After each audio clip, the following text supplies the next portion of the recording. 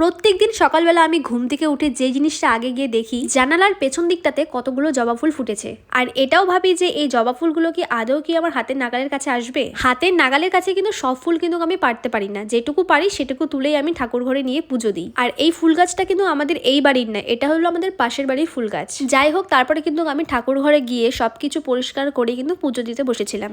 যেহেতু কদিন ধরে পুজোটা আমি দিচ্ছি, তাই আমি আমার মতো করে সবকিছু পরিষ্কার করে কিন্তু পুজোটা দিই।